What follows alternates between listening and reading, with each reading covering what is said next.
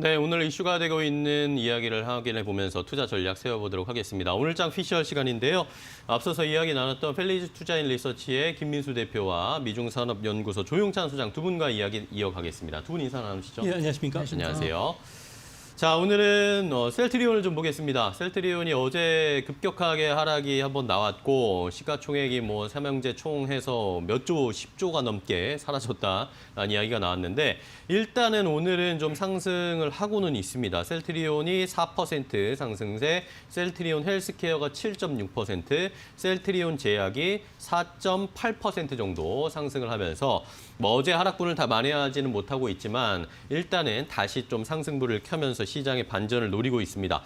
자, 일단 먼저 조용찬 소장님께 좀 이야기를 드려볼게요. 질문 드려볼게요. 뭐 셀트리온은 이 치료제를 개발을 하고 있지만 우리나라는 치료제 쪽에 조금 더 집중되는 모습이고 해외 쪽에서는 사실 백신에 대해서 빠르게 개발을 진행해 나가면서 영국이 이제 8일, 영국 시간으로 8일부터 접종 시작했고 미국도 뭐 이번 주 주말에 시작할 것이다 이런 이야기 나오고 있죠. 네, 그렇습니다. 뭐 현재 그 백신과 관련해서는 여러 가지 종류가 그 개발이 되고 있는데요. RNA라든지 그리고 DNA 바이러스 또 불활성화와 관련된 여러 가지 제품들이 현재 개발이 되고 있습니다. WHO죠. 그 세계 보건기구에 따르면 임상 실험 중인 백신 후보는 12월 달 현재 51종이고요. 그중에 마지막 단계인 임상 3단계는 13종류라고 합니다. 이제 문제는 그 영국의 아스트라제네카가 쓰고 있는 그 바이러스 백신 그 벡터 백신 같은 경우에는 코로나 유전 정보를 가진 다른 그 바이러스를 체내 투입해서 면역을 자극하는 이런 그 제품이고요. 네. 화이자나 모더나가 쓰고 있는 RNA 백신 같은 경우는 바이러스 유전자의 데이터를 바탕으로 해서 mRNA라고 부르는 물질을 인공적으로 만들어서 체내에 투입하는 건데요. 이런 부분들과 관련해서는 아무래도 임상 실험에서는 95% 확률로 치료가 됐지만 이는 1, 2주 정도를 본 치료 그 결과입니다. 네. 이제 앞으로 장기간에 걸쳐서 2회 이상의 투여를 해야 되기 때문에 그런 측면에서 보면은 아무래도 백신의 그 성공 확률이 좀 떨어질 가능성이 큰데요. 이 때문에 치료제도 같이 그 변경을 해야 된다는 측면에서 앞으로 백신 개발주뿐만 아니라 치료주와 관련해서도 관심을 좀 두셔야 되는 시점으로 보여지고요. 치료제를 만들었다고 해서 그 종목을 포기해서는 안 될 것으로 보여집니다. 네. 자, 치료제가 개발된다는 기대감으로 많이 올라오기는 했고 이것이 개발됐다고 해도 조금 더 살펴봐도 된다라는 그런 의견이신 것 같은데요. 네, 그렇습니다. 이제 문제는 현재 그 RNA 백신 같은 경우에는 영하 20도에서 70도에서 보관을 해야 되는데요. 이렇게 되면 엄청난 큰 그 냉동고가 필요하고요. 또 네. 냉동 창고뿐만 아니라 최소 우리나라 같은 경우는 1,000개 이상의 그 창고가 필요하다고 합니다. 이뿐만 아니라 바이러스 벡터 개발을 하는 제네카 같은 경우는 상온에서도 어느 정도 그 보관이 가능하다지만 2021년 초반까지만 해도 6천만 명분, 그중에서도 3월 달까지는 1,500만 분 정도밖에 상산을 못한다는 점에서 네. 앞으로 치료제가 더 필요한 시점이 되지 않을까 보여집니다. 네. 자, 이렇게 백신과 치료제가 이제 코로나 시대를 어떻게 또 바꿀 것인가에 대한 예상을 하긴 어렵고 이것이 또 시장에 어떤 영향을 줄지도 체크를 해봐야 되는데 어제 또 정부에서 어쨌든 4천만 명분 정도인가요? 4,400만 명분 정도의 백신은 일단은 확보를 했다라는 이야기가 나왔습니다. 자, 그런데 어제 시장에서 이제 크게 흔들렸던 게 셀트리온이었습니다. 셀트리온으로 더 집중해서 들어가서 김민수 대표님이랑 좀 이야기를 나누면 네.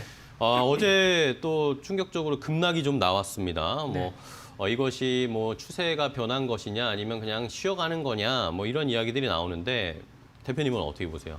네, 뭐 하루 만에 시총이 얼마 날라갔다고 얘기를 하고 있는데 한 달 동안에 올라온 건 얘기를 안 합니다. 그렇죠. 네, 그만큼 50% 넘게 올라왔죠. 그렇죠. 네. 그만큼 늘어난 시총은 얘기를 안 하고 당일 중에만 나왔던 부분만 생각하게 되면 뭐 많이 빠진 것 같죠. 하지만 많이 올랐습니다. 그쵸. 그에 따른 부담감이 어떤 식으로 표출됐냐면 일단 우리나라는 약간 이제 백신을 좀 늦추는 모습들이었죠. 왜냐하면 치료제를 더 기대를 하고 있었기 때문에 백신보다는 치료제 쪽에 무게를 뒀다가 이제 우리 정부도 이제 백신을 들여온다라고 하게 되면 상대적으로 치료제에 대한 필요성이 살짝 더 떨어질 수가 있는 상황들이죠. 그러다 보니까 어제 관련된 종목들이 그런 흐름들 때문에 낙폭을 좀 키웠다라고 보는 게 맞을 것 같고요. 그럼에도 불구하고 치료제는 있어야 되겠죠. 그런데 그렇죠. 이런 부분들이 이제 얼만큼 빨리 성과를 나와서 변화를 가져가느냐라는 부분들은 조금 더 지켜봐야 될 부분들이고요.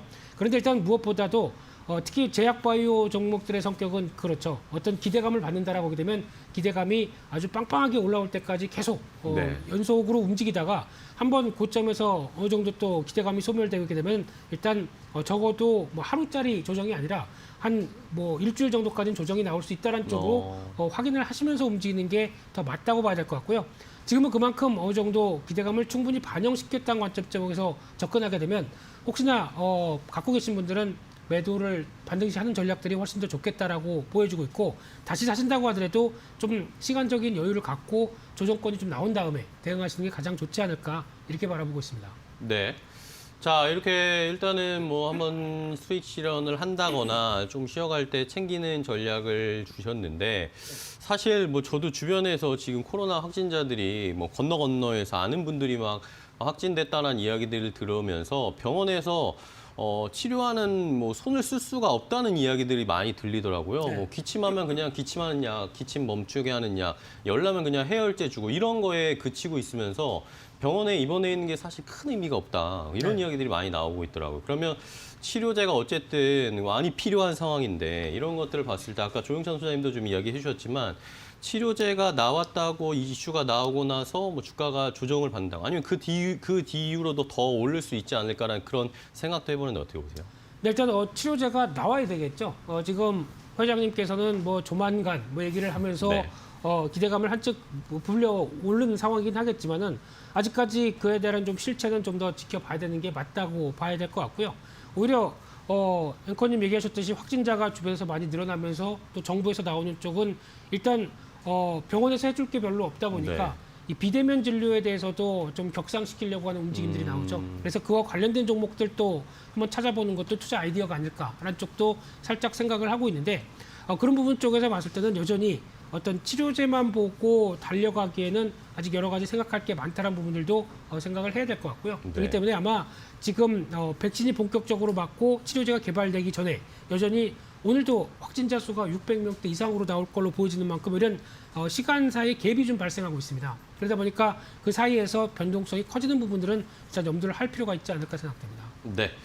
자, 그렇다면은 뭐 조영찬 소장님께도 하나 더 여쭤보면 제약바이오 뭐 해외 쪽에서도 사실 백신 관련주가 막 엄청나게 갈 것 같았지만 그렇게 또 많이 올라가진 않았습니다. 그런 걸 봤을 때 제약바이오 좀 어제 한번 흔들렸고 이것에 대한 전망 어떻게 보고 계신지 궁금해요. 네, 이제 문제는 그 예방 효과가 얼마나 백신이 되느냐는 문제인데요. 아무래도 95% 이상의 예방 효과가 있다지만 대부분 1, 2주 정도에 그치고 있고요. 아무래도 1년 이상 지속되는지는 아무도 지금 모르는 상황입니다. 특히 안전성에서 중요한데요. 백신 접종이 뜻밖의 그 건강에 피해를 주는 부작용도 발생하고 있다고 합니다. 화이자나 모더나의 그 사례를 보면 두통이나 발열, 근육, 권태감을 일으키고요. 미국인의 40%가 부작용을 경험을 했다고 합니다.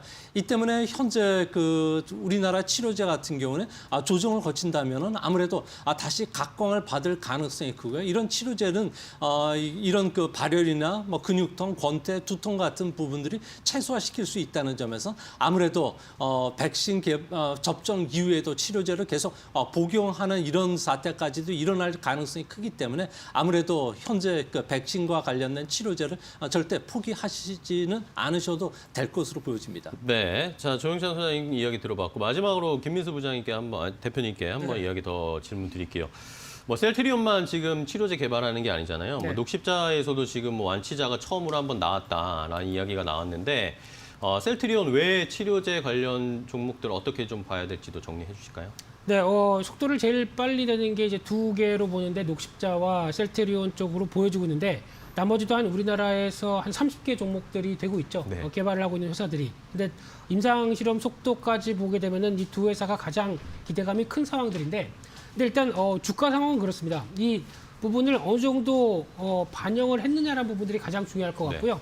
또 하나 두 번째는 수익성입니다. 특히 치료제나 백신 같은 경우 일단 이번에도 백신이 들여왔을 때 우리나라 정부 쪽에서는 무료로 공급한다고 하겠죠. 하고 있는 상황들이죠. 근데 마찬가지로 치료제도 정부의 여러 가지 정책적인 지원들을 많이 받는다고 하게 되면 과연 이걸 비싸게 받을 수 있을까요? 예, 비싸게 못 받을 겁니다. 그러면 생각했던 것만큼 뭐 한 치료제 하나가 뭐 40만 원, 50만 원 이렇게 받을 수 없고 오히려 정부 보조나 여러 가지 부분들 쪽에서 1, 2만 원대 정도까지 나온다라고 하게 되면 수익성이 그렇게 크지는 않겠죠. 그렇기 해외 때문에 쪽에 파는 건 어떻게 보세요? 그쪽은 또 별개의 생각이 좀 흐름이 나와야 되겠지만 제가 판매 단가까지 뭐라고 예, 얘기를 할 수 있는 부분은 아닌 것 같고요. 그런데 그런 정책적인 구조가 있기 때문에 생각보다 비싸게 못 받는다라고 하게 되면 아마 수익성과 실적 자체적으로는 그렇게 크진 않을 수도 있다라는 점은 염두를 하셨으면 좋겠고요. 약간 공공재 성격이죠. 네네. 그렇기 때문에 아마 이 부분은 어느 정도 주가에 반영됐을 가능성도 생각하면서 대응하시는 게 좋겠다고 보여집니다. 네. 자, 이렇게 녹십자까지 한번 추가적으로 좀 더 이야기를 나눠봤습니다. 아무래도 말씀해 주신 것처럼 공공재 성격을 띠면서 이것이 수익이 엄청나게 크지 않을 수 있다. 실적에 막 크게 반영되지 않을 수도 있다는 것도 체크를 해보셔야 되겠고, 하지만 제약바이오가 워낙 기대감과 또 많은 관심으로 또 주가가 올라가는 그런 종목들이기 때문에 추이를 좀 잘 지켜보자. 또 조영찬 소장님은 아까 포기하지 말자. 좋은 수익이 날 수도 있다라는 그런 의견도 주셨으니까요. 시청자 여러분들이 한번 잘 판단을 해 주셔야 될 것 같습니다. 자, 밸리드 투자인레서치 김민수 대표와 미중산업연구소 조영찬 소장 두 분과 오늘은 셀트리온과 그리고 코로나19 치료제와 관련된 이야기 좀 나눠봤습니다. 두 분 말씀 감사하고요. 다음 주에 또 뵙도록 하겠습니다. 고맙습니다.